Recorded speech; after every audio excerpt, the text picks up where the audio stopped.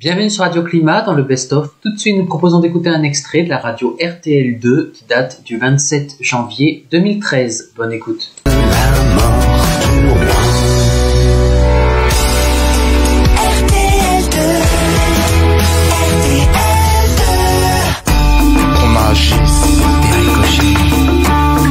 RTL2, Made in France, et Paris Africa. Et on poursuit le week-end dans ce Made in France avec Jacques Higelin.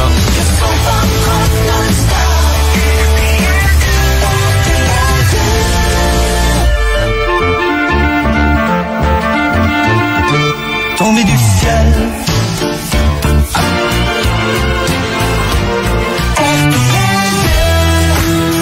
RTL2.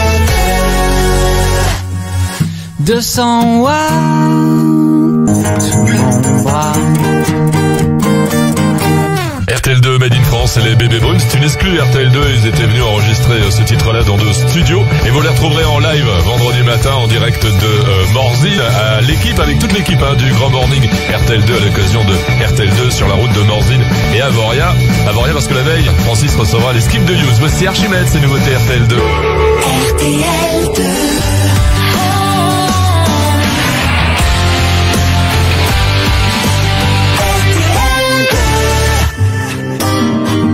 Week-end, 20h-22h, RTL2 Made in France. Tequila.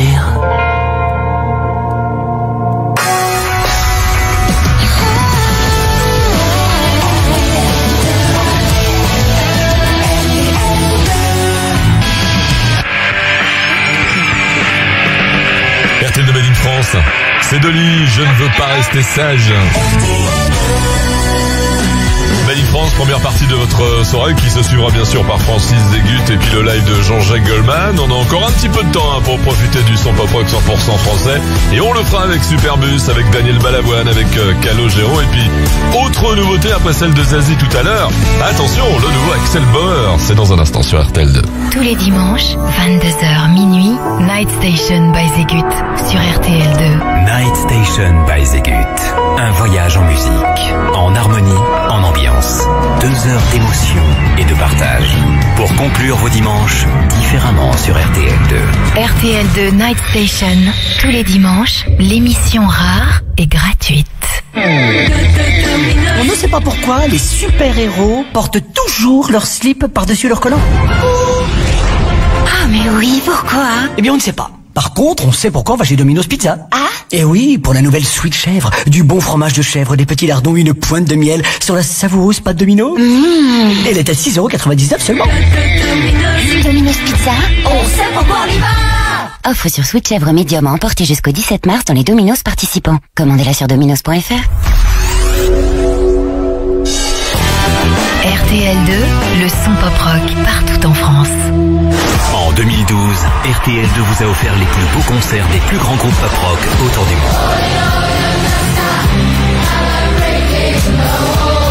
Vous êtes parti applaudir Roger Waters, The Wall Live à New York.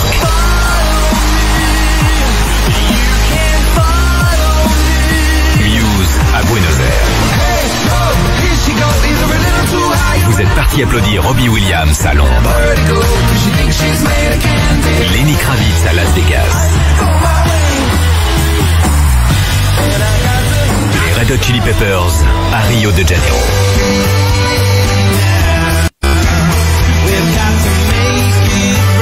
Coldplay en concert le 31 décembre à New York. En 2013, écoutez RTL2 et partez vous aussi applaudir les plus grandes stars du son pop rock à l'autre bout du monde.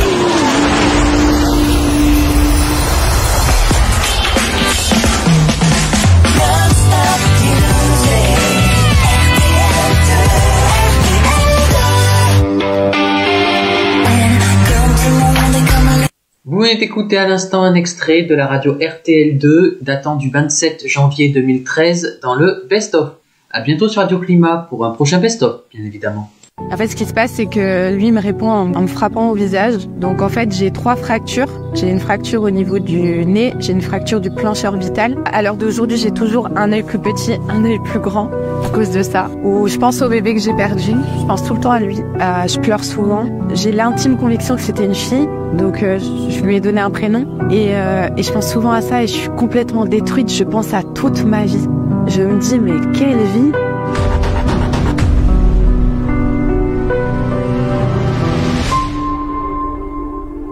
Bonjour, je m'appelle Charlotte et je vais vous présenter mon témoignage. Pour commencer, donc j'ai pas eu une enfance très facile. J'ai jamais été très heureuse.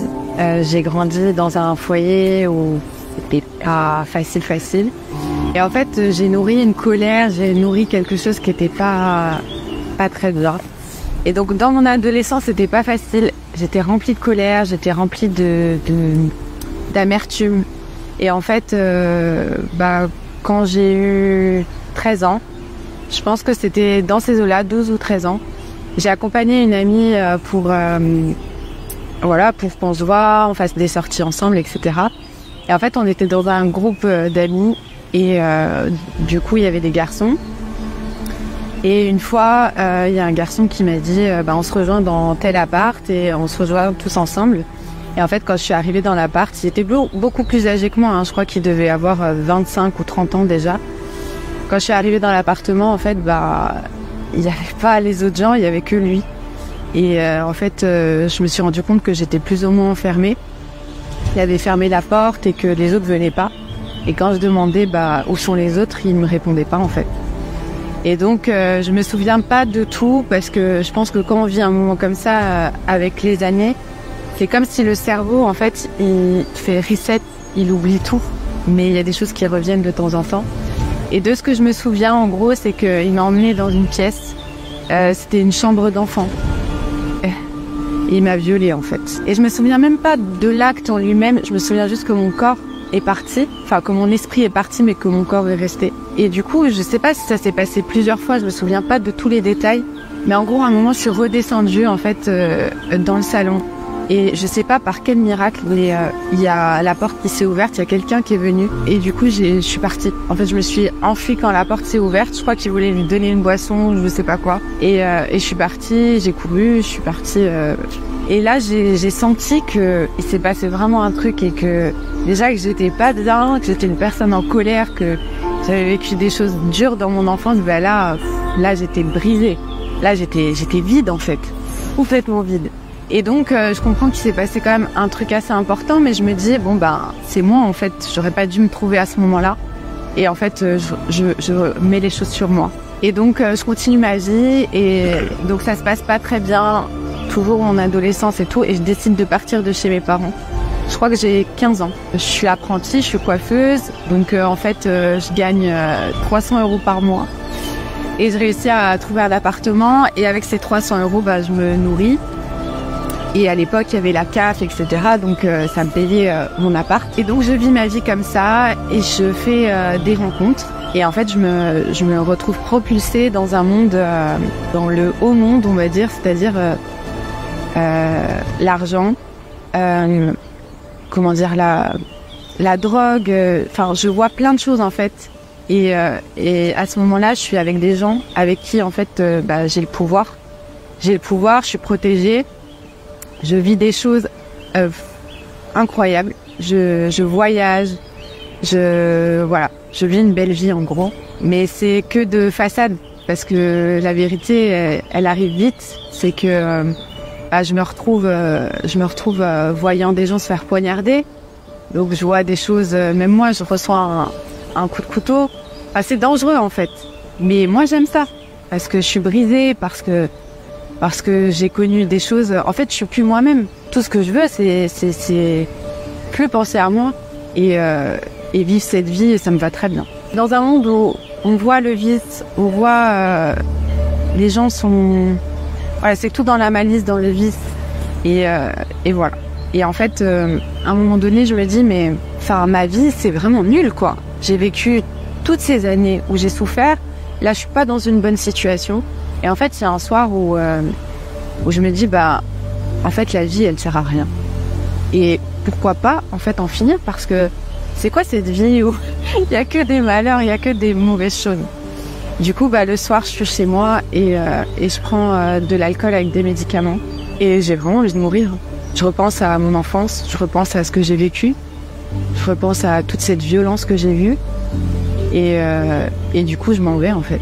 Mais sauf que quand je m'en vais, je me rends compte que c'est pas là où je vais, c'est pas bon. Je sens que c'est noir, que c'est vide, qu'il y a quelque chose de très mauvais dans l'acte que je viens de faire. Et je suis placée en réanimation, donc je suis en réanimation. Par chance, je meurs pas en fait. Et je vois ma mère à mon chevet, donc qui vient. Là, je prends conscience que ce que j'ai fait, c'est vraiment égoïste et que j'ai fait souffrir ma mère, je lui ai fait du mal. Et en fait, je m'en veux. Et je vois un psychologue et le psy, il me pose des questions, il me dit pourquoi t'as fait ça, je veux pas trop parler en fait. Et du coup, il me laisse repartir comme ça et je me dis je recommencerai plus jamais. C'est une erreur dans ma vie en gros. Donc je me remets difficilement de tout ça, je crois que je suis encore très très peinée, j'arrive pas à passer à autre chose. Des choses du passé en fait reviennent tout le temps. Et de pire en pire parce qu'en fait je suis toujours dans ce milieu-là. Moi je prends pas de drogue. J'ai de la chance que j'ai jamais été attirée par cette drogue, mais je vois des gens en prendre. Et je vois des gens autour de moi qui en prennent matin, midi et soir.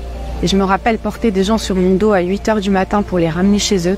Parce que ce sont des zombies en fait. C'est des gens, ils ont perdu goût à la vie. Et il y a une petite flamme qui se réanime en moi et qui dit mais j'ai pas envie de ça en fait. J'ai pas envie de rester dans ça, j'ai pas envie de ça.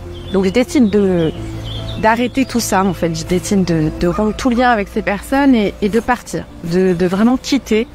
Parce que j'étais très connue du coup et je voulais vraiment partir. Donc je pars sur Paris, grande ville et toute seule. Je crois que, alors, dans mes souvenirs, cette période c'était entre 17, j'étais mineure quand je parle de ça, 17 et 19 ans. Et là quand j'arrive sur Paris j'ai 20 ans.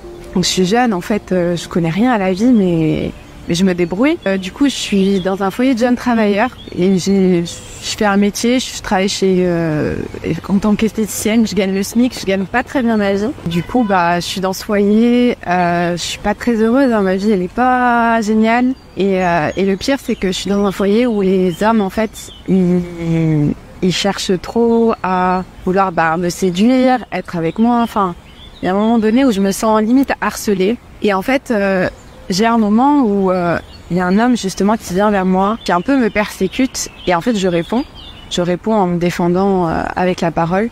En fait ce qui se passe c'est que lui me répond en me frappant au visage. Donc en fait j'ai 3 fractures. J'ai une fracture au niveau du nez, j'ai une fracture du plancher orbital. Donc là à l'heure d'aujourd'hui j'ai toujours un œil plus petit, un œil plus grand à cause de ça. Donc en fait limite il me défigure.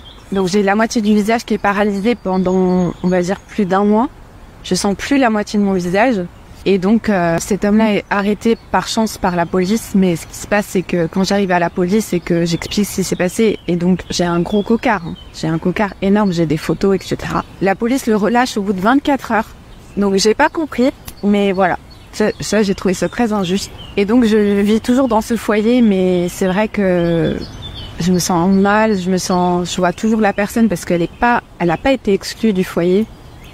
Et donc du coup, je vis très mal. Et je fais la rencontre d'un homme, je crois que pareil, c'est l'année qui est là. Et il me dit que j'ai qu'à vivre chez lui en fait, parce que je peux pas rester dans ces conditions. Et en fait, je dis ouais, pourquoi pas, au moins j'ai quelqu'un, il me rassure, etc. Je serai bien quoi. Donc je vais vivre avec lui. Et là, ma vie c'est un enfer. Il me rabaisse, il me parle mal. Et il me dit tout le temps que je suis incapable de tout. Il m'insulte tous les jours. Tous les jours. Je vais pas dire les insultes, mais j'ai le droit à des insultes.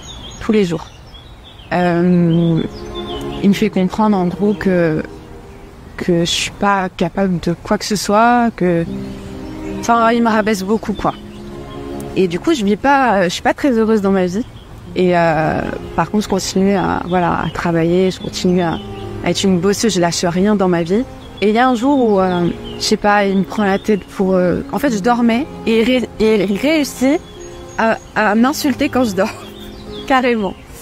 Et du coup, à un moment, je suis dans la salle de bain, je me souviens, je suis dans la baignoire. Et en fait, il m'étrangle dans la baignoire. Je me vois encore avec sa main sur ma gorge. Et en fait, je me dis, est-ce que c'est le moment? Parce qu'il lâchait pas, en fait. Est-ce que c'est le moment? Est-ce que c'est pas le moment? Et en fait, à un moment, il va lâcher, heureusement. Et il me tire dans la chambre. Et là, en fait, il continue à me frapper au visage. Et le lendemain, je me réveille avec 2 cocards. Parce que quand on frappe sur la tête, en fait, c'est au niveau des yeux que ça sort. Donc, j'ai 2 cocards. Et là, je me dis, mais c'est quoi tout le temps, en fait, je vais vivre de la violence, c'est pas possible. Et du coup, je prends conscience que c'est pas du tout ce que je veux, mais j'arrive pas à m'en sortir. C'est comme quelque chose qui...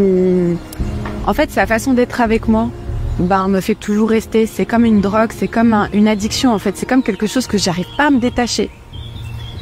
Et donc, le lendemain, pareil, il fait des pieds et des mains pour me récupérer, etc. Alors que moi, je veux partir. Et ça n'arrête pas, en fait. Tout le temps, il me fait du mal et il veut me récupérer. Et en fait, il y a eu plusieurs fois où il m'a jeté mes affaires dehors. Mais toutes mes affaires.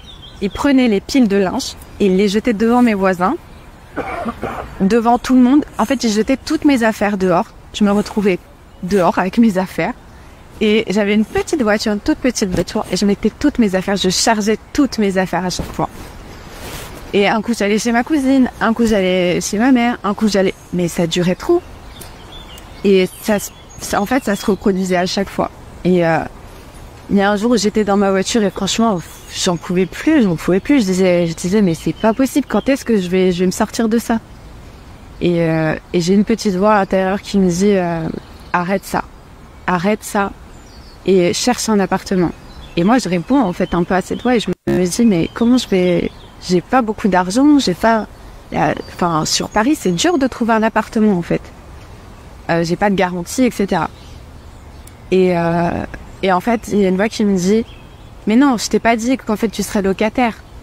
Je cherche à être propriétaire. Et moi, je me dis, c'est pas possible. Donc, j'écoute cette voix quand même et je dis, pourquoi pas en fait. Ce serait l'occasion de vraiment partir. Et voilà.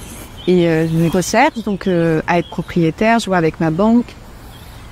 Je vois que c'est un peu compliqué, que ça va pas forcément se faire et tout. Je fais des visites et là je tombe sur un appartement dans une ville que je connais absolument pas. Et je tombe sur cet appartement. Et quand je rentre, je sais que ça va être mon appartement. Je sais pas pourquoi, j'ai une conviction, je sais que c'est lui.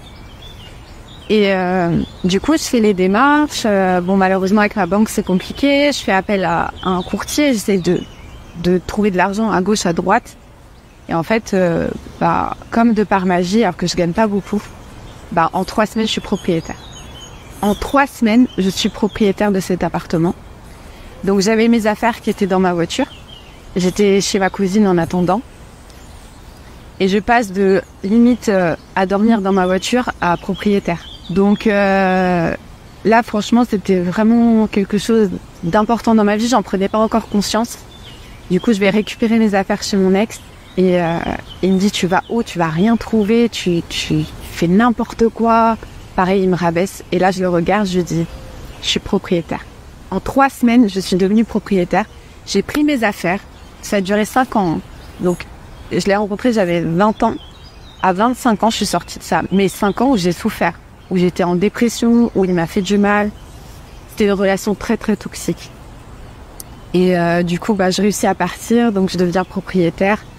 Et je suis trop contente de ma vie, je suis vraiment contente, sauf que, voilà, quand t'as pas été construite dans ton enfance, quand t'as pas eu des repères, en fait, tu cherches les hommes, tu cherches à être rassurée par un homme, et je retombe sur un autre homme, et là, ça va de mal en pire. En fait, cet homme, il a une bonne situation. C'est un homme bien, on va dire, entre guillemets, de ce que les gens en disent. Et il a déjà un petit garçon. Donc son petit garçon, en fait, je le prends comme mon fils. On a une vraie relation et je l'aime beaucoup. En fait, c'est un enfant adorable. Et encore aujourd'hui, j'ai beaucoup d'amour pour lui. Et donc, je m'installais avec lui. Et en fait, ça tombait bien à ce moment-là parce que mon petit frère était muté, en fait, sur Paris. Et du coup, je lui laisse mon appartement. Je laisse à mon petit frère et sa femme. Et moi, je vais vivre avec mon mari. Donc... donc on s'est mariés religieusement. Il y avait ma famille, sa famille. Donc je me dis là, je fais les choses bien, je me marie, tout ça, tout va bien.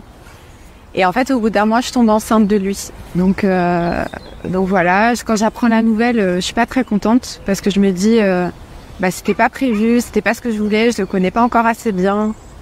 Et mais je prends quand même la nouvelle et je me dis, je suis mariée, donc après tout, pourquoi pas, c'est le moment d'avoir des enfants. Donc je préviens ma famille, je leur dis que je suis enceinte, etc. Tout le monde est plutôt content. Et voilà. Donc je vis ma grossesse un peu difficilement, je suis super malade. Pour celles qui ont vécu ça, franchement, c'est pas facile. Je suis très très malade. Je suis très fatiguée. Je continue à travailler, je prends les transports, je suis pas bien. Je n'aime pas le truc hyper bien. Et à 2 mois et demi, en fait, on m'annonce que je vais être expulsée de l'appartement. Je dis mais comment ça? Et en fait, je me rends compte que la personne avec qui je vis ne paye pas son loyer. Donc ça fait 1 an et demi, voire 2 ans qu'il ne paye pas le loyer. Il a 12 000 € de retard de loyer. Donc moi, j'avais toutes mes affaires. J'avais économisé pour m'acheter un matelas, pour acheter tout. J'ai galéré dans ma vie. Et je me dis, c'est pas possible, on ne peut pas prendre toutes mes affaires. Donc je trouve un box à la dernière minute. Je mets toutes mes affaires dans le box. Et je fais le déménagement, en fait, alors que je suis enceinte de 2 mois et demi. Je suis malade et limite le soir je saigne parce que je porte des matelas, je porte des trucs avec lui et lui il a pas longtemps. Donc je me retrouve donc expulsée, je suis dans une caravane Airbnb. Je sais pas si vous imaginez le truc, mais en gros je suis vraiment down. Là donc dans la caravane, enceinte de 2 mois et demi, je suis malade, je me rends compte que je suis avec un mari qui m'a menti et c'est pas fini. Donc il part pour trouver un peu d'argent, etc. Je sais pas trop ce qu'il fait. Et je fouille ses papiers, tous ses documents. Je fouille tout. Et je me rends compte qu'il m'a menti sur ses origines, son nom, qu'il m'a menti sur sa situation, qu'il m'a menti sur tout. Donc je me dis, comment je vais avoir un enfant avec cette personne? Enfin, moi je suis quelqu'un d'assez honnête de base. Et je pense que c'est ça qui m'a beaucoup, des fois, fait défaut. Mais en vrai, c'est une qualité, il faut la garder, je pense. Mais moi, j'ai dit toute la vérité sur ma vie, mais lui, non. Et en fait, je me dis, je vais pas rester. Je vais pas rester avec cette personne. Donc, je prends courage et je prends mes affaires et je pars. Et là, il me suit, il se met devant ma voiture, il dit qu'il va se suicider. Et j'ai toujours cette force de dire, mais non, je pars. Tu m'as menti, je pars. Du coup, je pars et par contre, il se pose la question de qu'est-ce que je vais faire avec cet enfant, en fait. Parce que je suis enceinte et je me vois pas garder un enfant si j'ai pas de papa. Et du coup, sur Paris, c'était pas possible en fait de faire un avortement parce que les temps de délai étaient trop longs. J'aurais dû aller en Espagne ou je sais pas dans quel pays. Du coup, je retourne dans ma ville d'origine chez mes parents et là, le délai est moins long. Donc, je crois que je suis à 2 jours de plus pouvoir avorter. Et en fait, je prends le rendez-vous, mais avant le rendez-vous, en fait, je prends conscience que, vous savez, j'avais une application, en fait, sur mon téléphone, où on voyait à quelle taille le bébé, il grandissait. Et en fait, à 2 mois et demi, il était quand même assez grand, il y avait déjà ses mains, ses pieds, son visage. Et je regardais l'application, et je me disais, Charlotte, tu vas faire ça. Tu vas tuer un bébé de cette taille. Et quand je prends rendez-vous chez l'infirmière, le médecin, l'anesthésiste, je crois, je lui explique, je lui dis mais c'est grand quand même. Et il me dit non, c'est pas si grand que ça, vous inquiétez pas, c'est rien. Je dis ok. Et j'avais ma famille et des membres de mon entourage qui me poussaient un peu à faire ça parce que en fait ils auraient peut-être pas voulu assumer, déjà que j'étais pas facile à assumer, mais m'assumer avec un bébé ça aurait été trop compliqué. Et même moi, je me sentais pas. Sans papa, c'était pas la peine. En fait, je voulais pas donner cette vie à cet enfant. Mais bon, c'était pas forcément à moi de le décider sur l'instant. Donc bref, je prends cette décision. Et donc j'avorte. Je suis dans la salle d'opération, je suis seule. Je m'endors, je me réveille. Et en fait, sur le moment, je suis soulagée parce que ça m'enlève quand même un poids. Ça m'avait mis beaucoup de stress, d'angoisse. Et je saigne beaucoup, j'ai beaucoup de saignements et je me souviens, je ressors de l'hôpital et je saigne, je marche, je suis là en mode, et je fumais à l'époque. J'allume ma première clope en mode, voilà. Genre, je sens que j'ai vécu une épreuve quand même. Et donc, je reprends ma vie, je retourne en fait vivre chez moi, dans mon appartement. Il y a toujours mon petit frère avec ma belle-sœur. Et j'avoue qu'après, je vis pas des moments hyper faciles. Donc, mon petit frère, en fait, il est déjà chrétien. Donc, lui, il a rencontré Jésus quand il avait 20 ans. Et donc, du coup, il m'emmène en fait dans une église parce qu'il voit que je suis seule, que je viens de vivre un moment compliqué. Et du coup, je pense qu'il veut que je vive des moments sympas en famille. Et donc, je vais à l'église et en fait, il se passe rien. En gros, genre, j'aime bien le moment, mais bon, il se passe rien. Donc, on rentre, tout ça. Lui, il décide de partir puisqu'on va pas vivre tout le temps ensemble. Il y a sa femme avec nous. Et du coup, là, je vis des moments où pendant 6 mois, je fais vraiment une traversée du désert. Mais vraiment. Où je pense au bébé que j'ai perdu. Je pense tout le temps à lui. Je pleure souvent. Je me dis, j'ai l'intime conviction que c'était une fille. Donc, je lui ai donné un prénom. Et je pense souvent à ça et je suis complètement détruite. Je pense à toute ma vie. Je me dis, mais quelle vie! Et il y a pire, hein. Bien sûr, je dis pas, il y a 100 fois pire. Mais en tout cas, j'ai beaucoup de choses sur les épaules. Et un soir, je suis chez moi. Et ce soir-là, je suis sur mon parquet. Je suis en train de pleurer, mais comme j'ai jamais pleuré de ma vie. Et en fait, cette fois, je m'adresse directement à ce que je pense être Dieu, puisque j'ai quand même une foi. Mais je sais pas qui est Dieu, en fait. Je sais pas si c'est Allah, je sais pas si c'est... je sais pas qui c'est, mais je sais qu'il y a une force, il y a une puissance que je peux pas exprimer. Je sais qu'il y a quelque chose au-dessus de moi, donc je m'adresse à lui en fait. Et là je lui dis, tu m'as vu. Et je lui dis, tu sais tout ce qui s'est passé. Je lui dis, moi j'ai quand même une petite foi. Est-ce que tu peux me répondre? Pourquoi j'ai vécu tout ça? Pourquoi tu m'as fait endurer tout ça? En fait, je suis en colère contre lui limite, et je lui dis, donne-moi une réponse, parce que si tu m'en donnes pas, tu te souviens la dernière fois quand j'ai voulu mettre fin à mes jours, cette fois je vais vraiment mettre fin à mes jours, et j'étais déterminée en fait. J'étais déterminée, c'était la dernière fois. Et donc c'est un peu un pourquoi en fait. Pourquoi cette vie, pourquoi tout ça? Et en fait, je m'endors mais super mal, j'ai pleuré toute la nuit, et je me réveille avec la tête comme ça. Et il y a une voix, cette petite voix en fait, je pense qu'il faut l'écouter parfois, qui me dit retourne à l'église où t'étais partie avec ton frère il y a 6 mois. Je dis mais je vais trouver quoi là-bas en fait? Et il y a une autre voix qui me dit effectivement tu vas rien trouver, n'y va pas, ta vie c'est raté, tue-toi parce que tu sers à rien en fait. Donc je combats un peu et je m'habille pendant presque 1 heure, j'arrive pas à m'habiller, je change d'habit, j'arrive pas à décoller en fait, j'arrive pas à partir. Et il y a une force plus forte que moi qui me dit vas-y. Et donc je pars, je prends ma voiture, je retourne à l'église où j'ai été. Je connais personne. Hein. Je m'assois.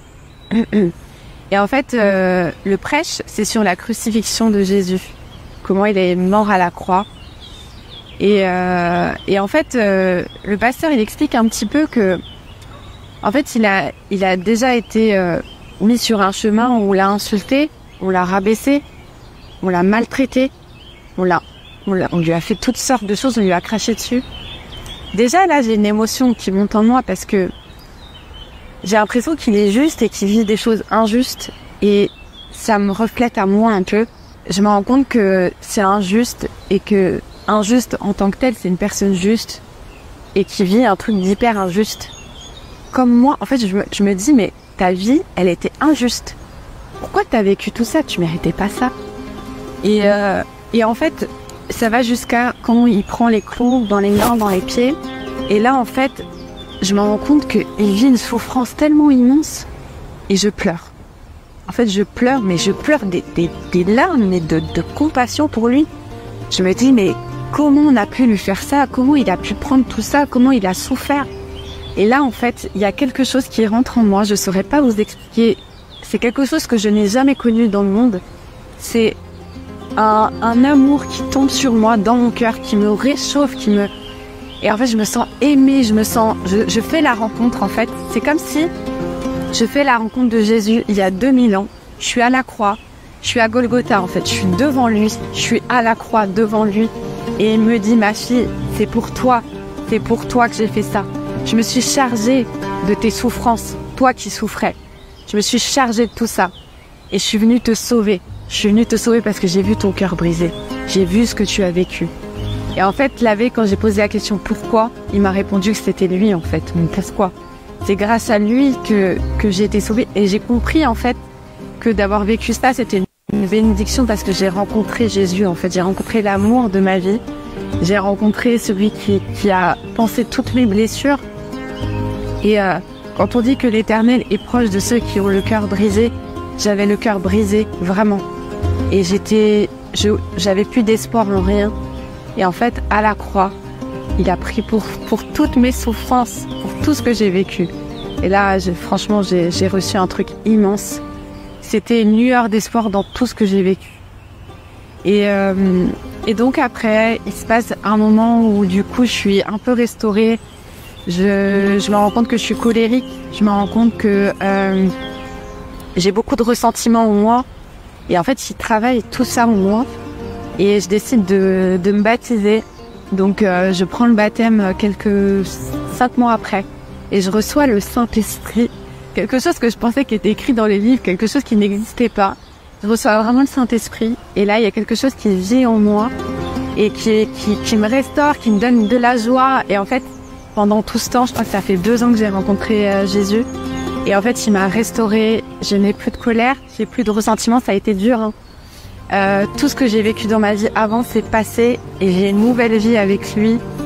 Et en fait, je suis vraiment très heureuse de l'avoir rencontré. Et je pense que chacun qui est dans une situation où, justement, vous vivez des choses liées à la souffrance, au passé, vous êtes dans la meilleure des positions parce que il est là pour vous, en premier pour ces personnes-là, pour ceux qui souffrent, pour ceux qui ont mal. Il faut juste un moment, je fasse le chercher. Et c'est ce que j'ai fait, je l'ai trouvé. Et quand il dit que si vous frappez, eh ben, il va ouvrir, c'est vrai. C'est vrai. Vous pouvez frapper, il sera là. Donc voilà, c'était mon témoignage. En tout cas, j'étais ravie de le partager. Et je suis vraiment dans la joie de partager ça aujourd'hui parce que je suis un miracle quand même de Dieu. J'aurais dû sûrement pas être là. Et finalement, je suis là. Et c'est une grâce immense. Et voilà, super contente d'avoir partagé mon témoignage.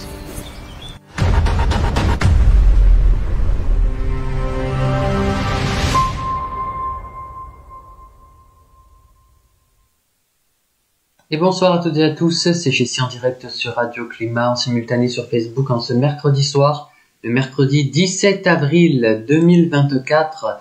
Et tout de suite, nous allons vous donner, grâce à Météo Consult, les prévisions météo pour votre journée de demain, qui sera donc le jeudi 18 avril 2024, où on aura droit à de la fraîcheur et de la neige aussi, en montagne. Et oui, dans la continuité de ce mercredi, le temps restera frais et instable avec de la neige à basse altitude en montagne. Il faudra continuer de porter une bonne veste. Alors l'effet marquant de la journée, demain, ce sera la neige à basse altitude sur les Vosges et le Jura, et des températures inférieures de moins 3,3 degrés par rapport à l'indicateur thermique national. Et oui, déjà le matin, ce sera une matinée assez fraîche qui vous attend avec un petit risque de gelée dans les plaines du nord-est, là où le ciel aura été dégagé durant la nuit. Les averses se déclencheront de l'Aquitaine à l'Alsace, alors que le temps sera ensoleillé près de la Méditerranée et des côtes de la Manche. Température de 0 à 11 degrés du nord au sud. L'après-midi, les averses faibliront, se décaleront vers le flanc est, tandis que les éclaircies seront belles sur un grand quart nord-ouest. Les températures baisseront par rapport à aujourd'hui, autour du golfe du Lion, avec l'intrusion de nuages, température de 10 à 17 degrés du nord au sud. Et puis demain soir, le ciel se dégagera sur la majeure partie du territoire, des nuages s'accrocheront sur l'extrême est du pays, température de 7 à 12 degrés du nord au sud. Et concernant la tendance, ce que vous devez retenir pour ces prochains jours, c'est un risque de gelée pour vendredi matin sur le centre-ouest, la poursuite d'un temps frais et humide pour les prochains jours, notamment sur le quart nord-est, et c'est à peu près tout ce qu'il faut retenir. Merci. taper, j'ai les oui. Jolie nana, recherche joli Joe. Comment on fait, je suis pas très migration. I'm a shine like glass, I'm a bitch. I'm a boss, I'm a bitch, and a boss. I'm a shine like glass, I'm a bitch. Let's get physical. Lights out, follow the noise. And yours. Follow the kings, had their queens on the throne. We will pop champagne. And I taste it. How you like that? Been a while, but now I got that best smile. I'm so fake. Il est parti comme un ninja. Il est parti. The midnight sky is the road I'm taking. Head high. In my bed, there's a meeting in my bed. In my bed. Je veux plus tes efforts. D'ailleurs, je te réponds plus. Sur Insta. Pas plus les risques, s'il te plaît, donne-moi ton cœur. Rain on me. Want a boyfriend, but not too sweet. My baby got a bitch up while he running that street. Is he right? Elle est tombe, le bas du dos est bien bombé, elle est tombe. Tout le monde veut la serrer, elle est tombe. Wet and cushy, I'm talking wop, wop, wop. That's some wet and cushy macaroni. Yeah, you got that yummy, yum, that yummy, yum, that yummy, yum. It's okay not to be okay. Why don't you recognize I'm so rare?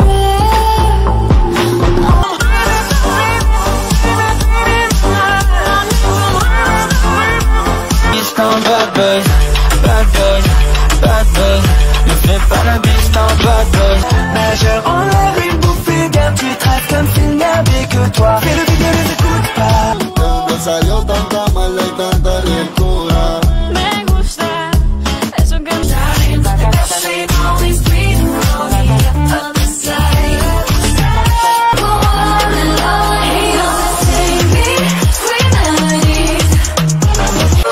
My biggest enemy is me. Papa 911, my biggest enemy. Pas si on disait qu'on a le temps. Et ça tourne, tourne, ça m'entête. Je rêve à l'autre Mac qui tourne en rond. Et ça court, court. Got a dream. I got everything I wanted. It's my birthday. I'ma do what I like. I'ma eat what I like. Je lui ai mis un 10 sur 10. J'ai deviné ses formes à travers l'obscurité. Je lui ai mis. What a man gotta do to be totally locked up by you? 'Cause I'm just wanting you to react. I feel it in my head, my shoulders, knees and toes, my bones, you mute.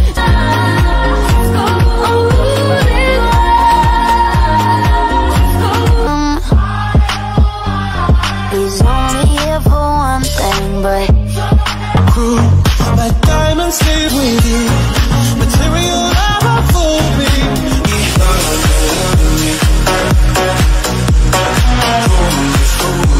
tu prends tes caleçons sales et tu hardes ma vue. Tu n'as pas de Ya habibi, I hallucinate when you call my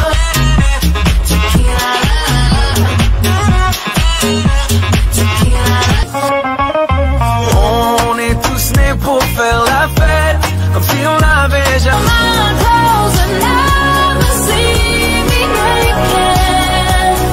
Ahora decido por ti, te decides por mí. A la misma hora. We call me ice cream.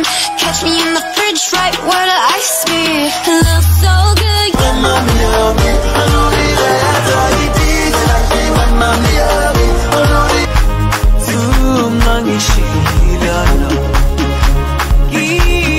I hear you calling, calling, calling, calling on me. I'll be there for you. When I look at you in your eyes, I see the sun. On est parti pour tout à l'heure. Je suis sur la piste, serre-moi un verre de. la la la la la di da da la la la la la. J'voudrais t'offrir mes bras, je te demanderai pourquoi. Just let me adore you. Oh, I want your stupid love. Boom, boom, boom, boom. I want you in my room. Let's spend the night. You're the one, always confide in the one. You can be kind to the one. I'll be the man. The one that could break my heart. Oh no, I was doing better. I bet you hadn't known me. Why don't you say so?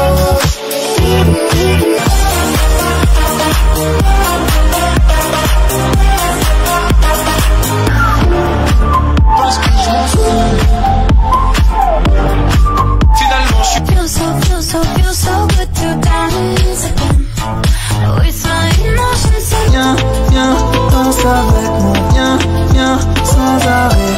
Viens, viens. Oh, do you believe in magic? Do you believe? You touch me like a summer night. You feel like a holiday. Don't you be afraid of something new. It's a game. Ça résonnait comme un écho sur le quai du métro.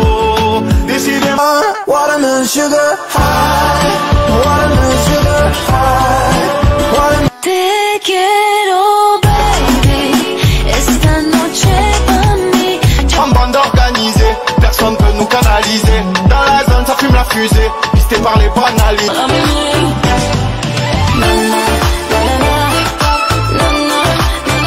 Switching in positions for you.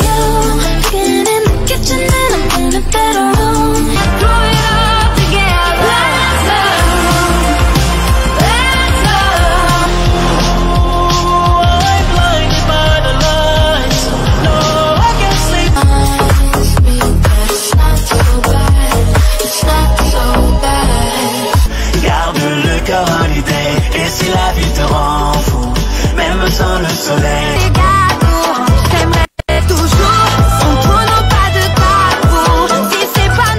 I'm taking a high road, highest I can desire. I only miss you when I open my eyes and I breathe and I try to forget. I'm not gonna make it alone. La la la la la la la la la la la. Baile sola, no te arriesgues sola. With it, group drop.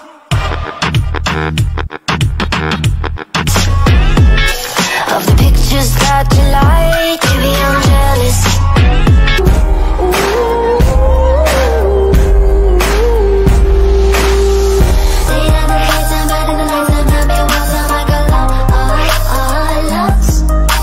Falling again, I'm falling again, I'm falling.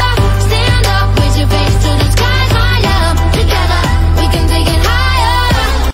Savage love, did somebody break your heart? Looking, I just want somebody to die for. Commander in chief, honestly, if I did the things you do, baby, ha ha ha ha ha ha, who's laughing now? Know that it's on. Yeah, I want a boyfriend. Tell me all the any good friends left. Touch me, baby, I can wait.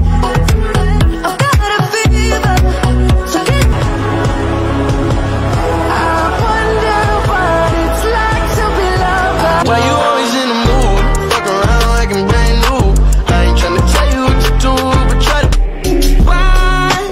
Why we're too fine? Give it a try. Peut-être que je suis nulle, peut-être que je suis géniale, ou juste un peu des deux. Peut-être que je vais me sauver. Face à ma destinée. Quoi qu'il arrive, faut avancer. Si tout le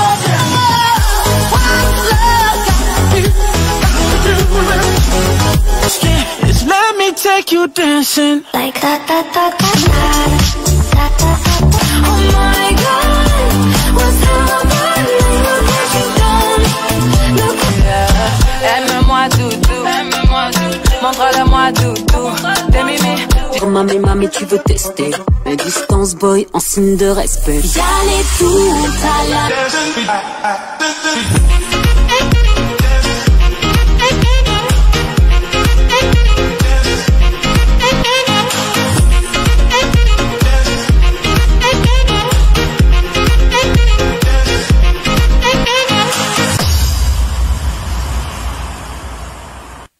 Allez, de retour en direct sur Radio Climat, après avoir écouté le meilleur des hits de l'année 2020, eh bien, on va rester dans l'histoire, hein. Tous les événements marquants qui se sont déroulés à travers le monde un 17 avril, dans l'ordre, hein, on va commencer par le 17 avril 1182, l'expulsion des Juifs par Philippe Auguste. Et oui, le 17 avril 1182, en plein sabbat, le jeune roi de France Philippe II Auguste, à 18 ans, prend un édit par lequel il fait saisir tous les biens des Juifs du domaine royal. Il s'agit non de l'ensemble du royaume, mais essentiellement de la région entre Paris et Orléans. Seuls sont épargnés ceux qui consentent à se convertir. Les autres sont voués à l'exil. L'année précédente, il avait déjà fait arrêter les Juifs de Paris, puis les avait libérés en échange de 15 000 marcs. Or, cela au seul motif de remplir son trésor. Enfin, il leur permet de revenir en 1198 en échange d'une nouvelle somme d'argent. Ce faisant, le roi Capétien est le premier souverain chrétien à inaugurer une pratique qui va devenir courante à la fin du Moyen-Âge, en lien avec l'émergence de l'anti-judaïsme. Saisir les biens des Juifs, expulser ceux-ci, puis, éventuellement, les autoriser à revenir contre rançon. En 1254, Saint Louis, petit-fils de Philippe Auguste, bannit à son tour les Juifs de France, mais rapporte quelques années plus tard, en échange d'un versement d'argent, au trésor royal. Les Juifs sont réexpulsés de France par Philippe IV le Bel le 22 juillet 1306, rappelé par son fils Louis X le Hutin, puis à nouveau expulsés en 1394 par Charles VI, cette fois définitivement jusqu'à la Révolution. Ensuite, le 17 avril 1211, c'est l'excommunication du comte Raymond VI de Toulouse. Et oui, le 17 avril 1211, le comte de Toulouse Raymond VI est excommunié par le pape Innocent III. Il est de ce fait exclu de la communauté des chrétiens et ses terres sont exposées en proie, c'est-à-dire offertes aux croisés qui s'en empareront.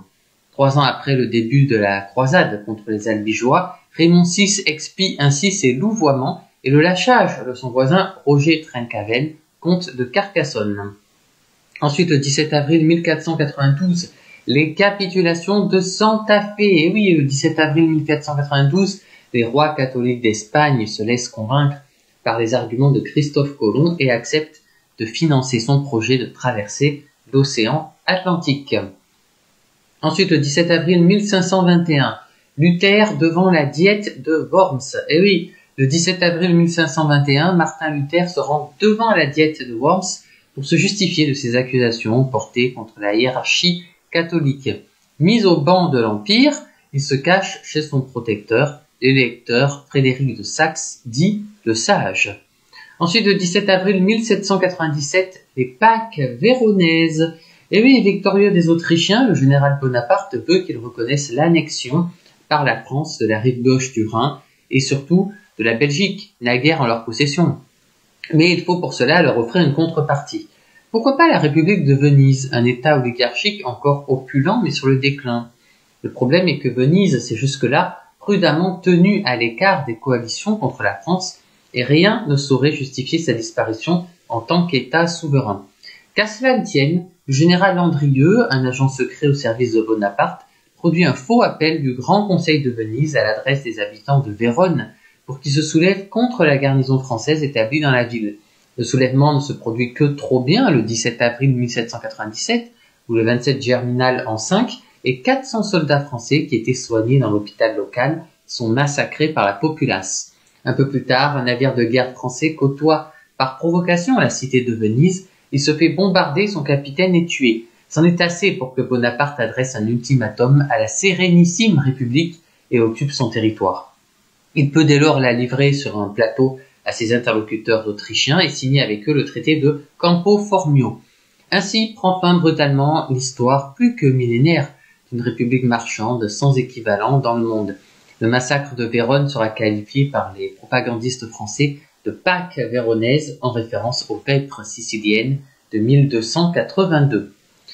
Ensuite, ça s'est passé le 17 avril 1895. La Chine s'incline devant le Japon à Shimonoseki. Et oui, le 17 avril 1895, après une guerre rapide, l'empereur chinois Guangxu s'incline devant son homologue japonais Mutsuhito.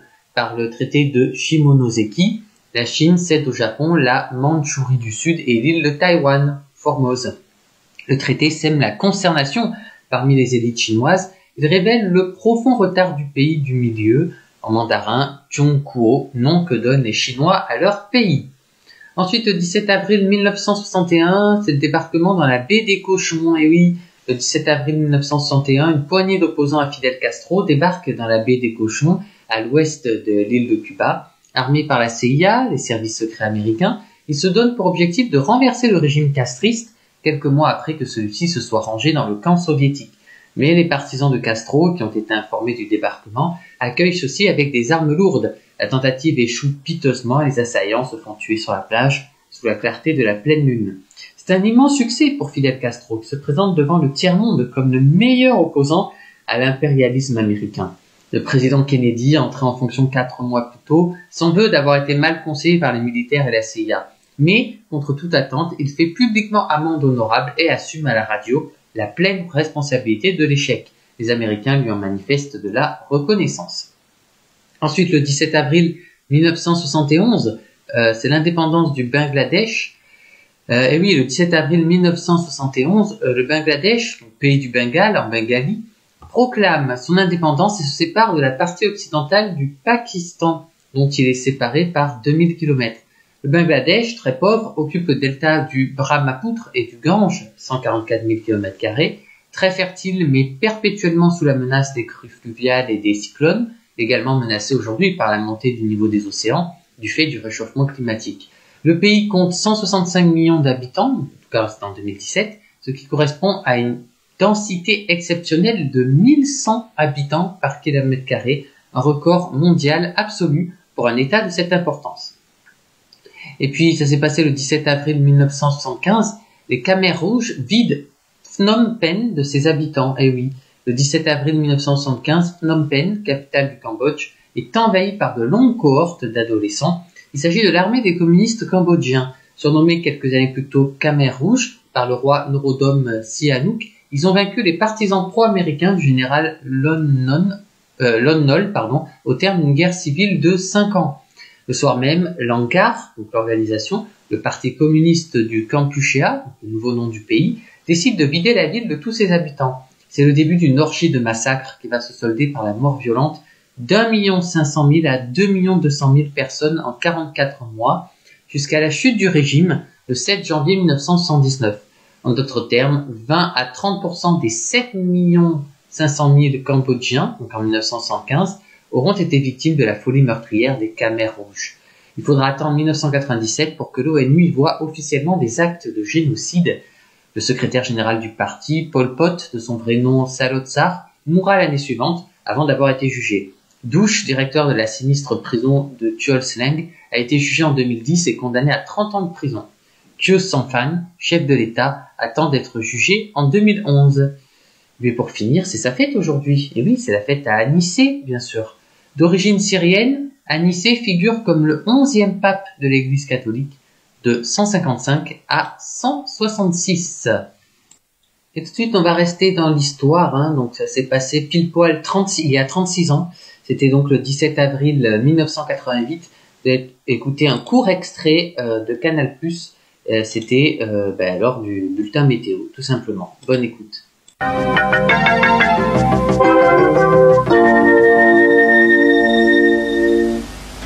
C'est du beau temps et de la chaleur pour demain. La dépression qui se situe sur l'Atlantique ne recouvrira intégralement le pays qu'après-demain, ce qui nous laisse le temps de profiter du soleil.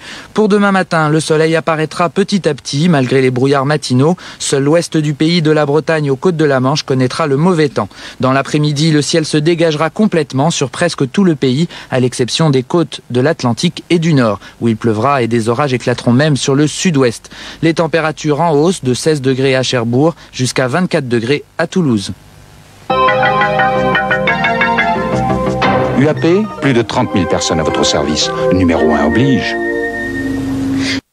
Allez, de retour en 2024 et on va s'intéresser cette fois-ci au mois dernier, au mois de mars 2024, en région PACA.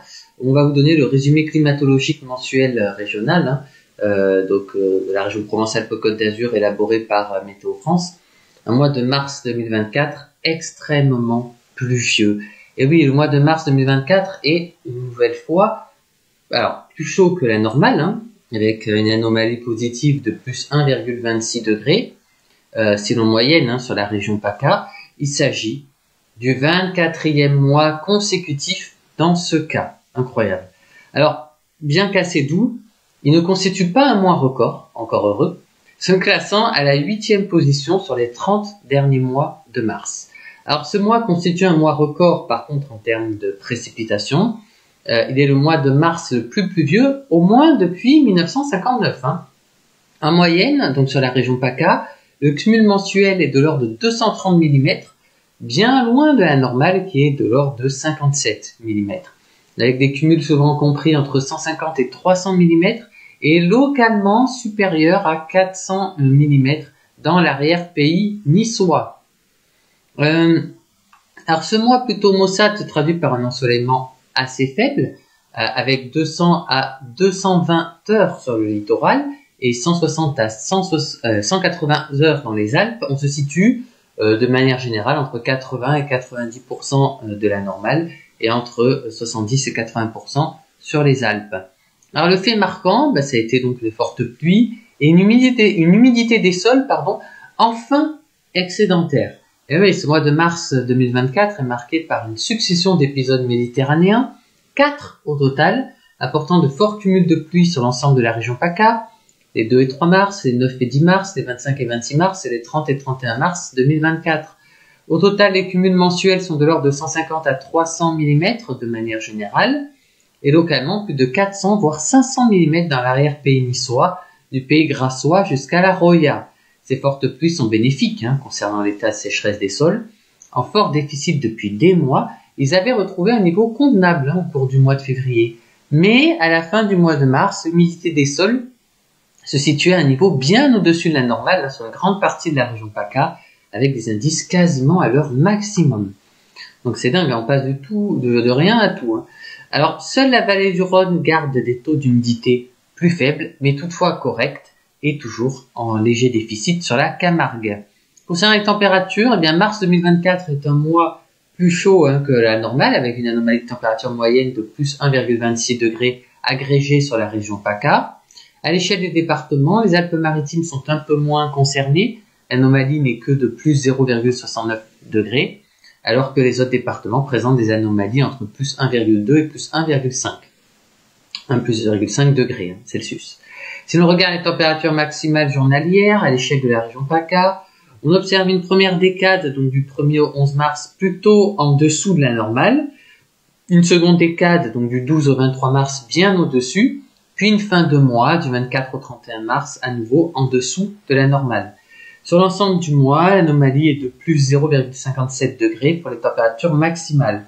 En ce qui concerne les températures minimales, elles sont la plupart du temps au-dessus de la normale, seuls 4 jours en dessous de la normale, avec une anomalie sur le mois de plus 1,94 degrés. Et puis concernant les précipitations, le cumul mensuel de précipitations agrégées sur l'ensemble de la région PACA de l'ordre de 230 mm, ce qui représente 4 fois la normale pour un mois de mars. À l'échelle des départements, on observe une disparité dans ce fort excédent. Les Hautes-Alpes, avec un cumul moyen de 176 mm, soit 2,5 fois supérieur à la normale, présentent l'excédent le moins fort, bien que déjà remarquable. Les Alpes-Maritimes, avec un cumul mensuel moyen de 363 mm, présentent le plus fort excédent, plus de 5 fois supérieur à la normale, avec plus de 400 mm localement et même jusqu'à 521 mm relevés à la station de Cossol. Les autres départements ont des cumuls compris entre 160 et 260 mm, autour de 4 fois supérieurs à la normale.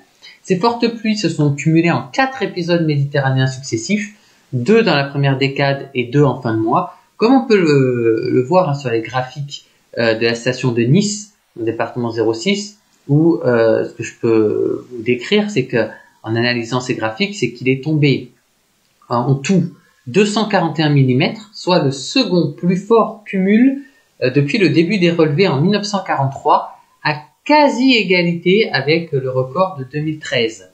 On note une période sèche entre le 11 et le 24 mars 2024. Voilà, c'est la fin de ce live. Nous vous remercions de l'avoir suivi. À très bientôt sur Radio Climat pour un prochain live, bien évidemment.